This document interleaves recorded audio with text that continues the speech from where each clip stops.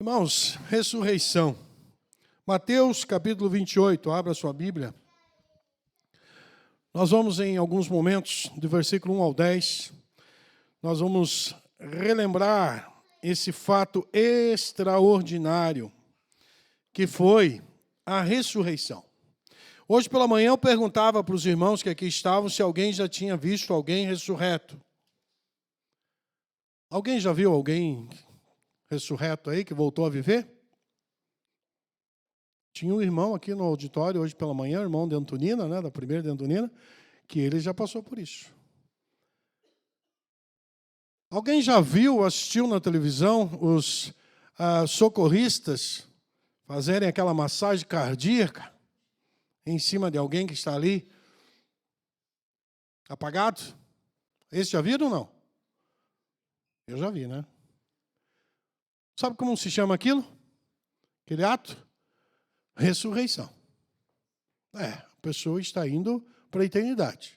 Mas aquele procedimento faz com que o nosso coraçãozinho, que nem eu nem você temos a condição de pará-lo, né? Nós podemos fazer isso através das nossas falhas, da nossa má conduta de saúde, mas o nosso coração, ele trabalha independentemente do que você faz. Você está dormindo e o coração está fazendo o quê? Está trabalhando. Quem que fez o coração? Quem criou o coração? Só um Deus soberano capaz de tanto fazê-lo parar de trabalhar, como fazê-lo voltar a trabalhar. Por isso a Bíblia está cheia de ressurreições.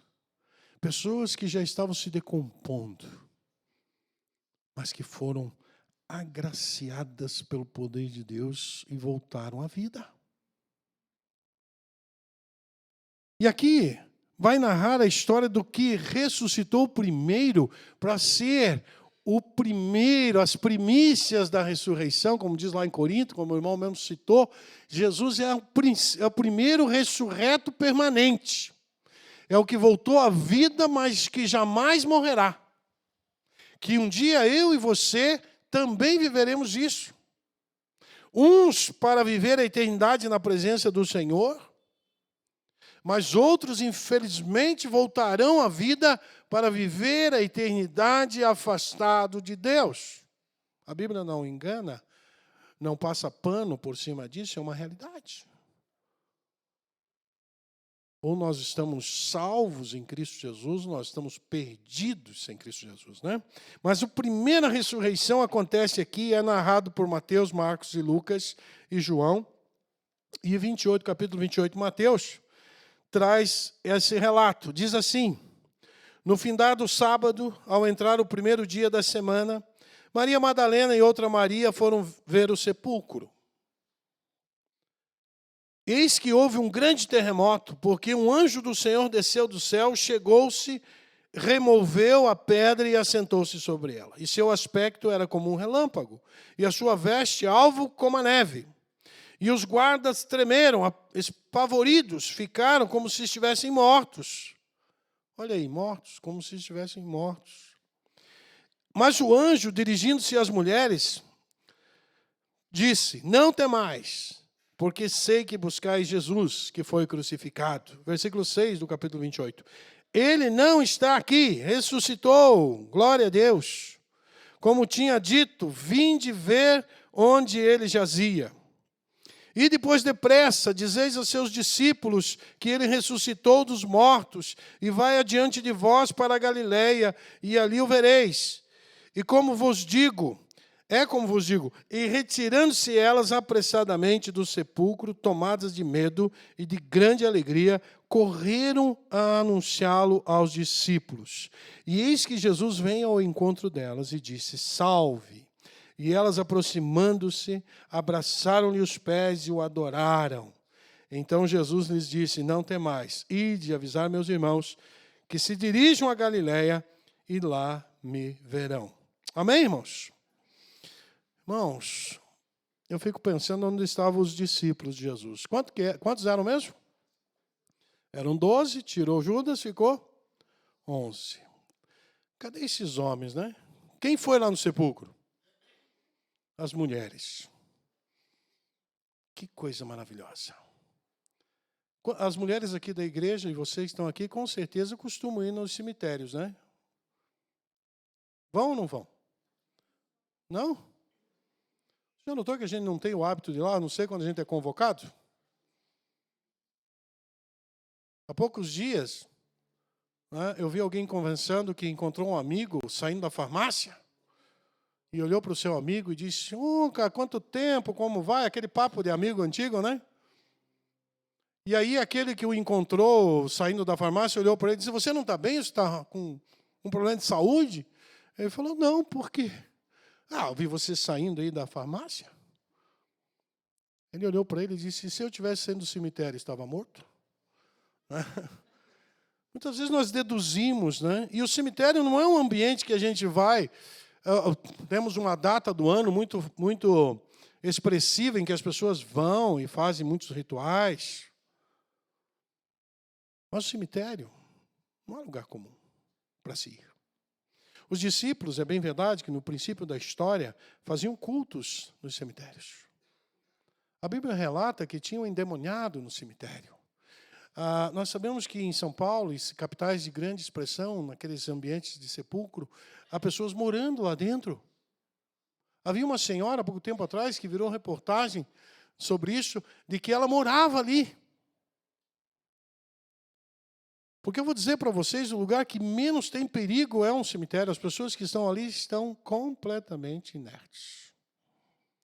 Mas aqui, aquelas mulheres corajosas, elas foram ao sepulcro porque elas queriam se aproximar mais uma vez de Jesus.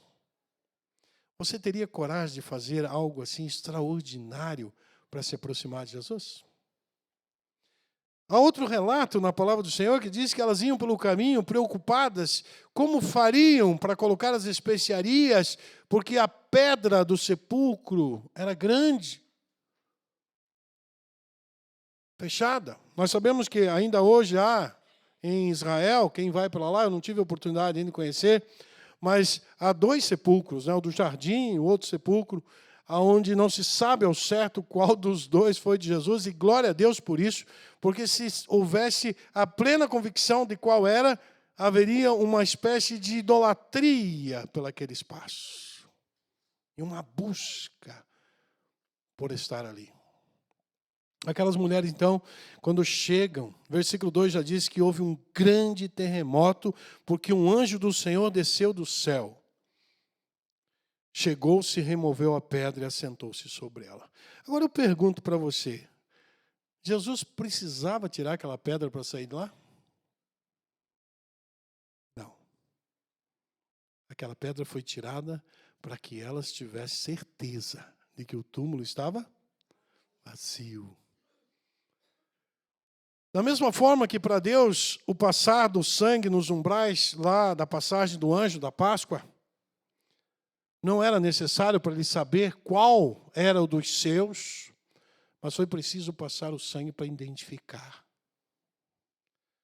Às vezes nós não nos atinamos aos detalhes que Deus nos deixou na sua palavra para a gente crer e saber. Quando aquele anjo abre, que tira aquela pedra que só podia ser retirada porque ela estava lacrada, havia a suspeita dos religiosos de que os discípulos roubariam o corpo de Jesus e iriam dizer que ele ressuscitou, porque era isso que ele estava dizendo, que ele iria ressuscitar. E é verdade, Jesus havia predito. Da mesma forma que ele diz e nos fala que ele vai voltar, ele estava dizendo naquele período: olha, eu vou ficar 3 dias, é o sinal de Jonas, e aonde depois de 3 dias eu vou ressuscitar. Então aqueles homens ficaram preocupados e aquela pedra estava completamente lacrada, amarrada, pesada. Porque uma porta de túmulo, irmãos, segundo os historiadores mostram, ela não era pequena. Pesa uma bom peso, né? Talvez uns 500 quilos. Dá uns 5 de mim aí, mínimo. Um pouco menos, né? Uma pedra. O que pode impedir a ressurreição de Jesus? Uma pedra? Não. Sabe o que impede a ressurreição de Jesus hoje, em nossos corações? se chama incredulidade. Incredulidade é o contrário de credulidade, de crer. São pessoas que, apesar de saberem de que há alguma coisa diferente quando se trata do nome de Jesus, são pessoas que muitas vezes estão dando testemunho do que Jesus faz na sua vida, como fez na minha, como faz na vida daquele que se aproxima do Senhor. Mas há momentos na vida que a pessoa quer se aproximar, e muitas vezes há pessoas que estão à porta do cemitério precisando de algo, de uma vida. Certa vez eu fui chamado para visitar um jovem de 17 anos no Hospital Cajuru. A mãe não me conhecia, eu não a conhecia, eu não conhecia o rapaz, mas ela, por intermédio de uma irmã em comum, amiga dela, irmã da igreja, ela entrou em contato e disse: pastor, meu filho está na UTI. 17 anos. 17 anos é cedo, não é, irmãos? Qualquer idade é cedo. 70, 100 é cedo. E aquela mãe pediu, eu fui ali no Hospital Cajuru. Chegando lá, tem todo um protocolar, né? Apesar da gente, como pastor batista, tem a carteirinha, isso facilita, né? A carteirinha pastoral, que nos garante também a capelania. E quando eu fui para aquela UTI, irmãos, eu tive que vestir aquelas roupas de branco assim. Agora vocês imaginam aquele menino entubado, ele tinha levado um tiro que atravessou o pescoço, tinha levado vários tiros, e ele estava ali com aquele olhar parado, naquele leito de UTI, naquele box, e de repente ele olha para um cara de 1,90 m, de branco, chegando. Eu só pude ver o olho dele fazer assim: vai, vai, vai, agora não. Eu cheguei para aquele menino, ele não podia falar, mas eu vi que ele estava consciente, evidentemente. E disse: cara, olha, eu vim aqui para te dizer o seguinte: meu coração é que Deus te tire daqui. Mas se você tiver que conhecer a eternidade, a primeira pessoa que você tem que conhecer antes de ir é Jesus. 5 minutos que é o permitido, irmãos. Eu fiz o meu sermão mais contundente ali na beira daquela cama. Quase chorando porque aquele menino tão jovem estava numa situação delicada, à porta do cemitério. Ele removeu a pedra e, pela graça de Deus, ele se recuperou. Poucos dias depois estava o irmão Ismael, está aqui o irmão Ismael no auditório, sei lá fora, né? Eu, o irmão Ismael, mais alguns irmãos da igreja, fomos lá em Tamandaré, lá na casinha dele, na família, promovemos um culto de gratidão a Deus pela vida daquele menino. Que coisa maravilhosa quando Deus age e tira você da porta do cemitério. Sabe essa porta do cemitério, essa pedra que está impedindo, muitas vezes, nossa entrada lá, ela é tão efêmera. Os filósofos diziam que nós temos a nossa vida como um fio de prata. Muito frágil. E qualquer coisa pode nos levar para a eternidade. Se o nosso planeta hoje tivesse um caos e nós ficássemos 5 minutos sem oxigênio, o que aconteceria com a gente, irmãos? Alguém está preocupado com oxigênio aí? Vai começar hoje, né? Veja a efemeridade que é o ser humano diante desse fato. E a morte existe. Agora, quando aquelas mulheres chegam e vem aquele anjo assentado sobre ela, e o seu aspecto era como de um relâmpago, e a sua veste alva como a neve, e os guardas tremeram, espavoridos. Irmãos, se fosse eu, faria a mesma coisa. De ver aquela situação, aquele anjo reluzente. E ficaram como se estivessem mortos. E é interessante que nesse capítulo, mais à frente, eles vão criar uma mentira. Eles foram subornados, esses guardas. Ver milagres, ver coisas extraordinárias, não leva a pessoa para Cristo. Deus não está necessitado de fazer show. Ele está dizendo para você: arrependa-se do seu pecado. Antes de Jesus curar as pessoas, ele dizia: teus pecados estão perdoados. Os meus foram perdoados. Não porque eu mereço, mas porque ele, aprove a ele dar a salvação através do Senhor Jesus. Então, aqueles homens estavam ali, mas o anjo, versículo 5, vai dizer que eles, dirigindo-se às mulheres, ele disse, né, o anjo disse: não temais. Um dos não temais da Bíblia, né, 365 não temais. Um para cada dia, porque sei que buscais Jesus que foi crucificado. Irmãos, a morte de crucificação era irreversível. Era uma morte que era comprovadíssima. A pessoa não saía da cruz se não estivesse morto. Para os que não morriam no tempo oportuno, os soldados quebravam suas pernas. E o peso do seu corpo asfixiava o seu pulmão e a pessoa morria. Jesus não foi, porque o Salmo nos dá uma profecia de que nenhum dos seus ossos seria quebrado, e não foi.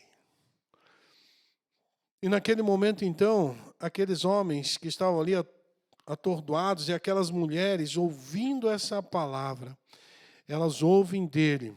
Versículo 6, Jesus, ele não está aqui, ressuscitou como tinha dito.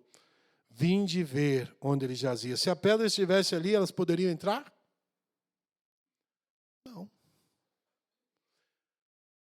Mas o Senhor foi longânimo, abençoador, e mostrou. Pedro também é um do que entra no túmulo. Ele e João correm quando ficam sabendo. E quando Pedro entra, ele vê que os lençóis ali estavam dobrados, numa alusão a uma cultura judaica que diz que quando assim ficava o lençol, era sinal de que a pessoa ia voltar. Quantos detalhes! A ressurreição de Jesus foi vista no capítulo 15 lá de 1 Coríntios, diz que por mais de 500 pessoas. Foi algo extraordinário. Houve um mover de Deus naquele momento da história. E o anjo ainda diz para as mulheres: ide depressa e dizei aos discípulos que ele ressuscitou dos mortos e vai adiante de vós para a Galiléia, ali o vereis. E assim aconteceu, como eu vos digo. Ele foi. E aquelas mulheres foram, retirando-se elas apressadamente do sepulcro, tomadas de medo e grande alegria. Como a gente tem medo e alegria, né, ao mesmo tempo. Quem já sentiu essa sensação? Está com medo, mas está com alegria? Já sentiram isso? Eu só quando casei. Dava medo, mas era alegre o negócio, né? Jesus, tem coisas que nos emocionam, irmãos. Nós somos emocionais. E aquelas mulheres estavam ali com medo, mas estavam alegres. E elas foram com grande alegria, diz o texto, ou seja, ele ressuscitou, o que ele falou aconteceu. Correr e anunciar aos discípulos. Aí Jesus, ele mesmo, se apresenta e vem ao encontro delas e disse: salve. E elas, aproximando-se, abraçaram-lhe os pés e o adoraram. A palavra adoração tem a ver com prostrar. Você só consegue adorar a Deus se você for humilde o suficiente para se sentir pequeno. Para você se sentir realmente nos pés do Senhor Jesus. O louvor é enaltecer, é engrandecer, e tudo isso nós fazemos. Até pode ser feito por algumas pessoas, mas para Deus o louvor é designado aquilo que Ele faz, aquilo que Ele é, aquilo que Ele tem. Mas a adoração é o teu coração contrito e quebrantado. É você começar a olhar para uma situação como essa, e elas adoraram porque elas começaram a ver que ali havia salvação, e o Senhor estava ali. Então Jesus disse: não temais, mais um não temais. Ide avisar os meus irmãos que se dirijam para a Galiléia. O que nós vemos nesse pequeno texto, irmãos, que essas mulheres, que Jesus mostrou às mulheres, que o seu Senhor é vitorioso sobre a morte. Quem não gostaria de ter domínio sobre a morte? As pessoas que hoje são reputadas como capazes de fazer pessoas reviver ou não morrer, são buscadas. Porque a morte, ela foi consequência do pecado lá no Éden. Então ela não é bem aceita. Paulo vai dizer em Corinto que o salário do pecado é a morte. A morte significa separação do nosso corpo biológico do nosso espírito de vida. Morreu, separou. Quando a morte é espiritual, é separar-se do Senhor com o teu espírito. Mas para aquelas mulheres, então, ele se mostrou vitorioso sobre a morte. Para elas, o túmulo era um lugar de grande ânimo. Porque ao encontrar o túmulo vazio, trouxe aquela alegria, aquele medo, mas trouxe a esperança e trouxe o ânimo. E ânimo, segundo a mesma classificação, o que ela representa na palavra grega é vida. Ânimo. Por isso que inanimado é aquilo que não tem vida. E esse ânimo que elas tiveram. Irmãos, que maravilhoso.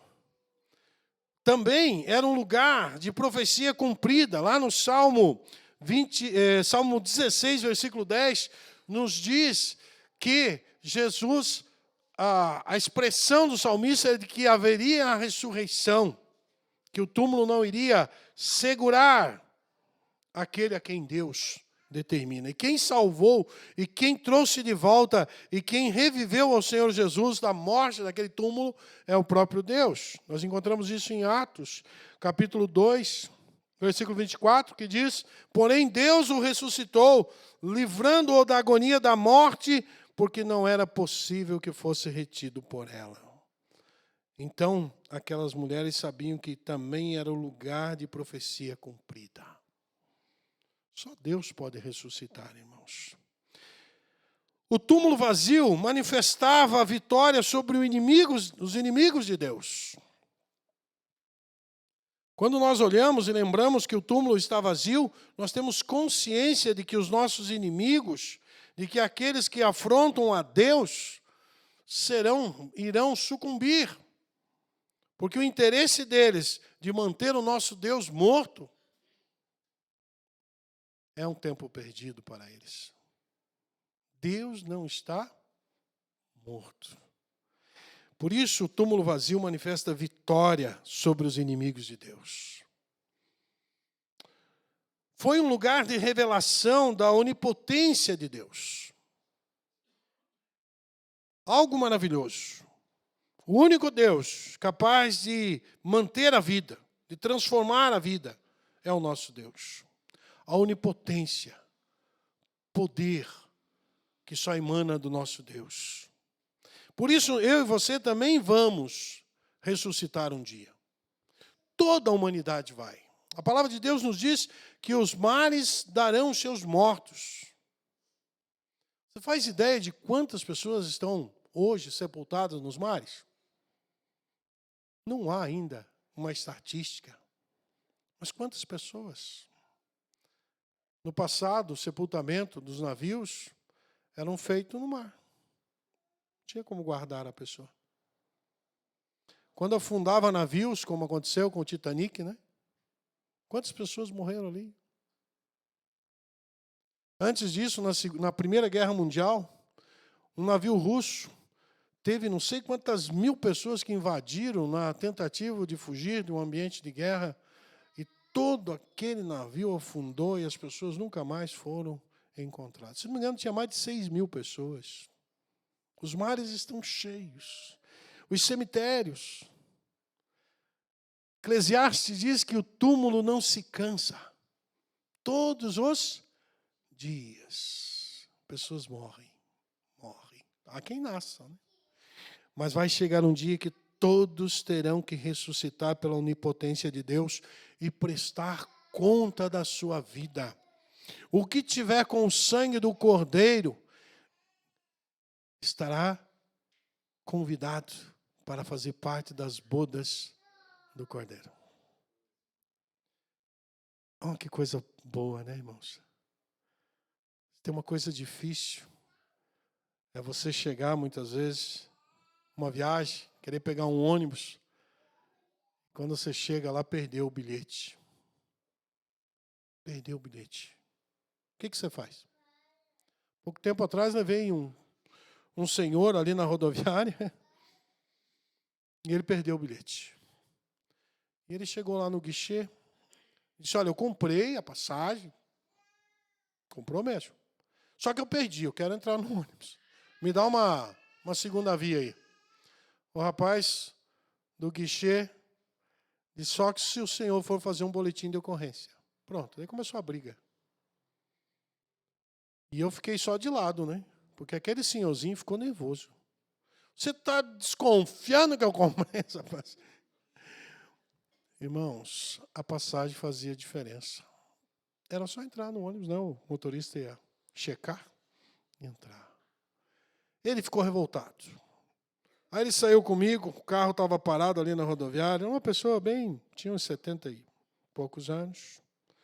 E ele disse, deve estar numa das minhas malas. E de repente ele abriu uma mala e caiu um monte de papel. Tinha telecine, eu não conheço muito da área, né? Mas aquela papelada de jogo assim, mas era um monte. Eu olhei para aquilo, o senhor faz isso? E ele ali, juntando e tal. Naquele rastelar dos dedos, adivinha o que ele achou? A passagem. Faltava 15 minutinhos para o ônibus sair para Cuiabá. Ele chegou com a passagem lá, pôde entrar. Às vezes vai faltar 15 minutos, 10 minutos, 5 minutos. Talvez como o ladrão da cruz que estava ao lado de Jesus. E naquele dia, ele pediu para Jesus, lembra-te de mim quando entrares no teu paraíso. Hoje mesmo estarás comigo.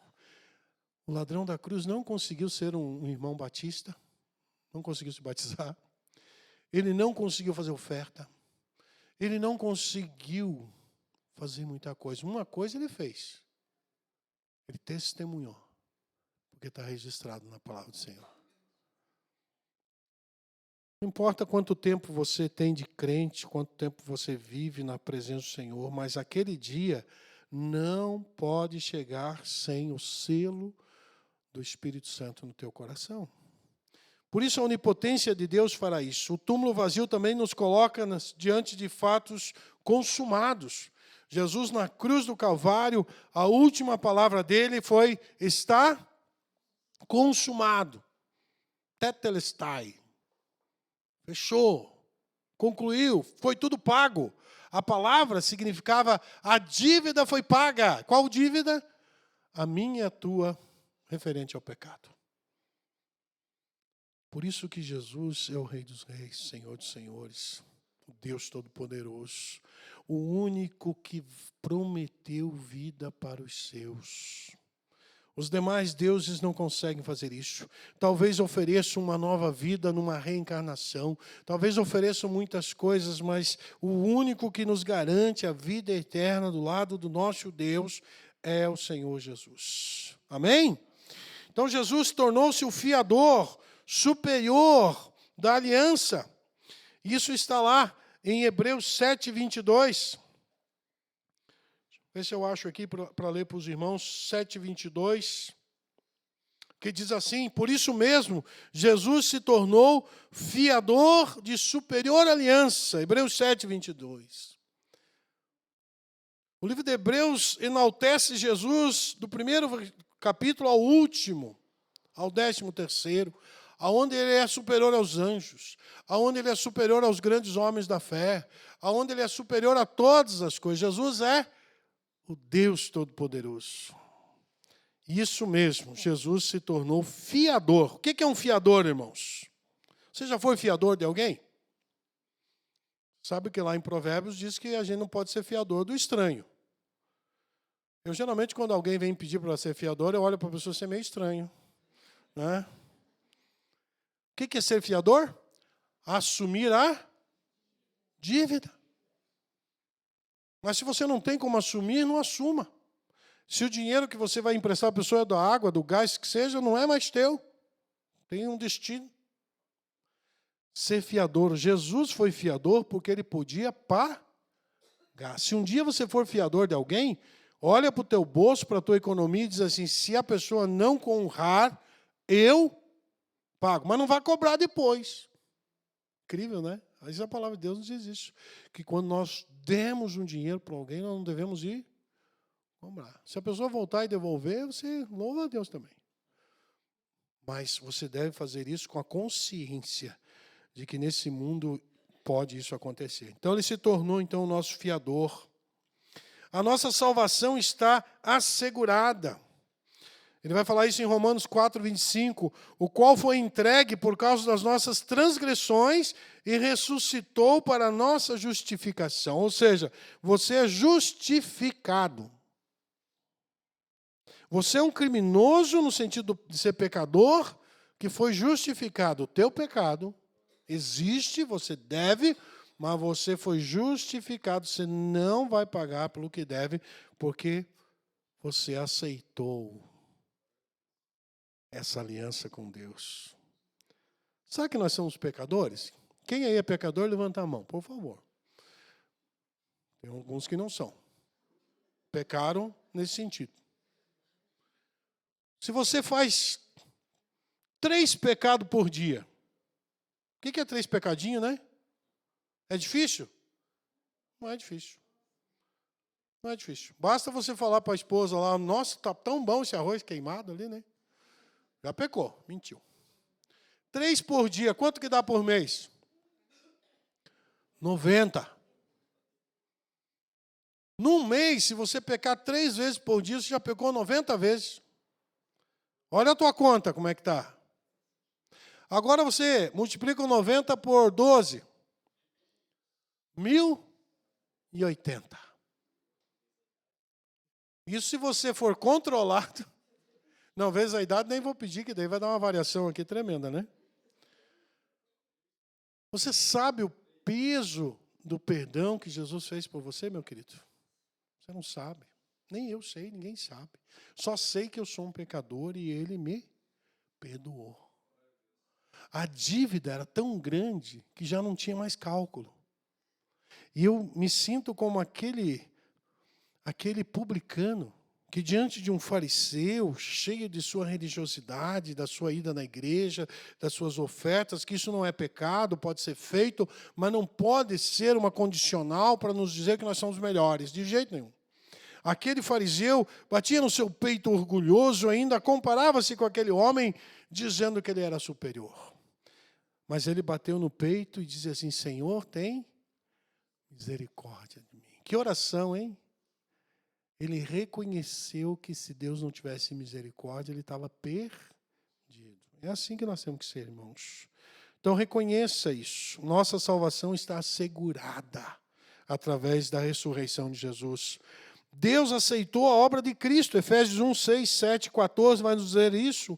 O pecador pode vir com coragem, pois o ressuscitado, que é Jesus, salva todos os que nele confiam. Hebreus 7, 25 diz assim, por isso também pode salvar totalmente os que por ele se aproximam de Deus, vivendo sempre para interceder por eles. Jesus é o nosso intercessor. Porque ele conhece a humanidade, ele criou a humanidade e ele viveu a humanidade.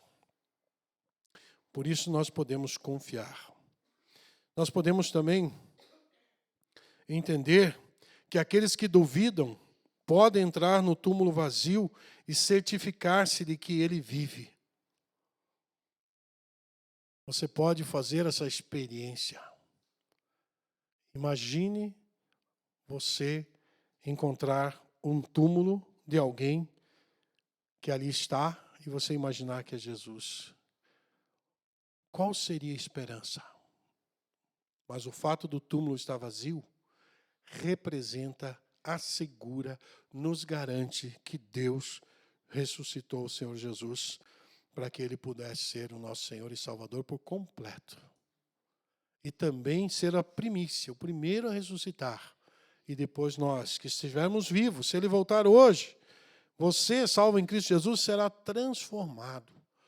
O nosso corpo carnal, como está hoje, ele não consegue chegar à presença de Deus. Precisa de uma transformação que o próprio Deus pode fazer. Isso vai acontecer.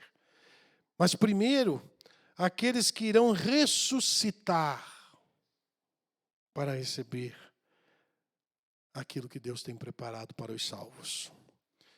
Os escravos do pecado também são libertos por Cristo. Tudo isso está na palavra do Senhor. E eu queria que você me respondesse nessa noite. Você já entregou a sua vida para o Senhor Jesus? Você já fez isso? Diga amém. Amém significa sim, seja. Mas se você ainda tem dúvida, eu te dou uma dica. Ore ao Senhor pedindo para que haja esclarecimento. Ore para que o Espírito Santo te convença de que você precisa da salvação.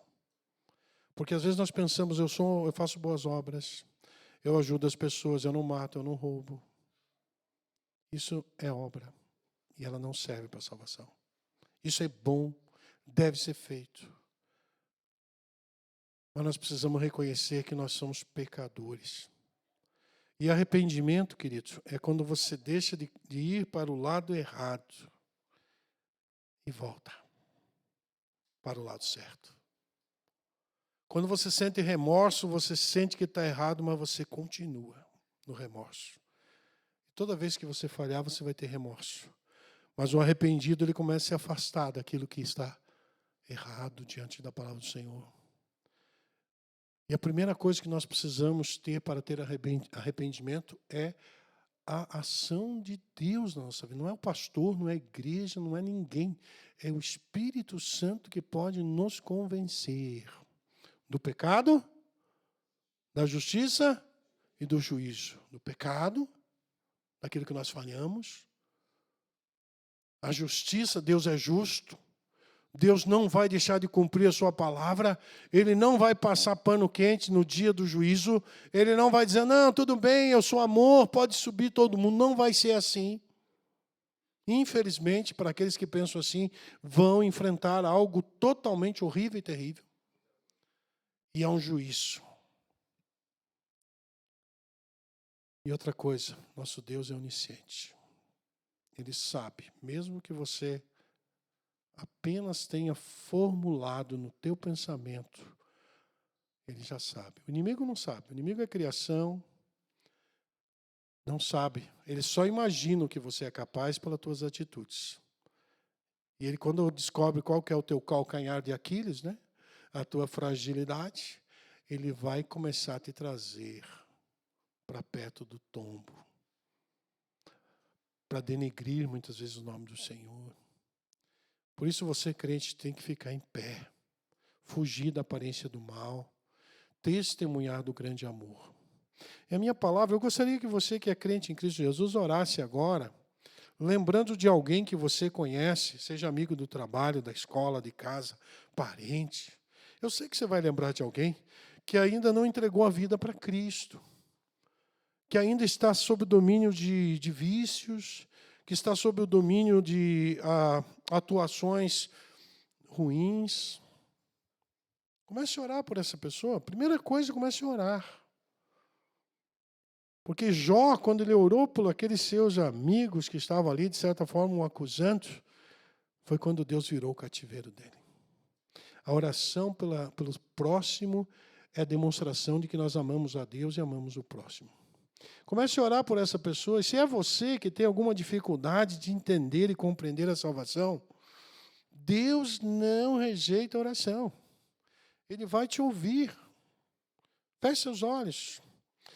Pai querido, nós sabemos que a salvação depende da nossa decisão. Como aqueles irmãos hebreus passaram o sangue nos umbrais da porta, reconhecendo a importância da obediência para sinalizar a sua vida na confiança do Senhor, ali foram resgatados, foram poupados. Não foi, Senhor Deus, para que eles saíssem do Egito, mas foi para que não morressem no Egito, que o Senhor abençoou daquela forma. Pai, nos abençoa agora a entender e compreender a salvação em Cristo Jesus. Toca no coração de cada um que aqui está essa noite, do que já entregou sua vida para glorificar o Teu nome, para levar outros a conhecerem a salvação, para ter uma vida de santificação, para andar, Senhor Deus, nos Teus princípios e propósitos, para ser uma pessoa, Pai, usada pelo Senhor, para anunciar a ressurreição de Cristo Jesus e a salvação em Seu nome. Mas se há alguém, Senhor Deus, que ainda tem no seu coração a dúvida de que o Senhor é o único caminho que nos leva ao Pai, que possa, nesse momento, ser tocado, Pai, no seu coração e possa aceitar essa proposta de vida e de vida eterna. Eu gostaria que você que deseja entregar sua vida a Jesus, venha conversar comigo, venha conversar com os irmãos. Venha tirar sua dúvida. Deus quer que você seja salvo. Mas o agir do homem é necessário. O homem precisa simplesmente fazer aquela sua parte. Dizer, eu quero. Eu me arrependo. Eu fiz coisas terríveis. Tudo isso vai ser jogado no fundo do mar. A palavra do Senhor nos diz que o Senhor lança os nossos pecados no fundo do mar. E até hoje, o ser humano não conseguiu nenhum equipamento para ir até a parte mais profunda dos oceanos. Não que isso vai encontrar os pecados, mas é uma demonstração que a palavra de Deus diz que é impossível você ser cobrado por aquilo que já foi perdoado. Entregue sua vida a Jesus. Pai querido, nós te louvamos por esse culto, pela tua palavra, pela vida de cada um que aqui está.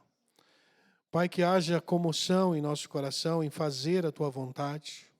Pai, nós estamos vivendo dias em que o inimigo está furioso, onde inocentes são ceifados pela ação do pecado. Pai, que nós temos visto, Pai, atrocidades, mas ao mesmo tempo, Pai, nós reconhecemos que a tua palavra nos diz que esses tempos chegariam e que a tua volta seria iminente quando tudo estivesse dentro desses parâmetros. E nós oramos, Pai, nessa noite, para que nós que aqui estamos, entreguemos sempre a nossa vida nas tuas mãos, mas acima de tudo, Pai, não deixemos de buscar aqueles que ainda não entregaram, Pai, para que possam viver a eternidade, ter a certeza da vida eterna. Pai, transforma vidas e corações. Abençoa essa semana, Pai. Aqueles que estão vivendo momentos de enfermidade, vem com a tua mão curadora, saradora, principalmente a cura da alma. Abençoa, Senhor Deus, aqueles que têm suas dificuldades econômicas, as suas dificuldades nos relacionamentos, aqueles que estão vivendo, Senhor Deus, por amarguras, que o Senhor possa abençoar, Senhor Deus, que seja uma semana de renovação, que a palavra do Senhor fique martelando em seu coração, e que o túmulo está vazio, a pedra foi retirada para provar que lá dentro o Salvador não está, mas pode fazer morada no coração de todo aquele que entrega a vida ao Senhor. Dá-nos a tua paz, Senhor Deus, é o que eu oro, em nome de Jesus. Amém e amém.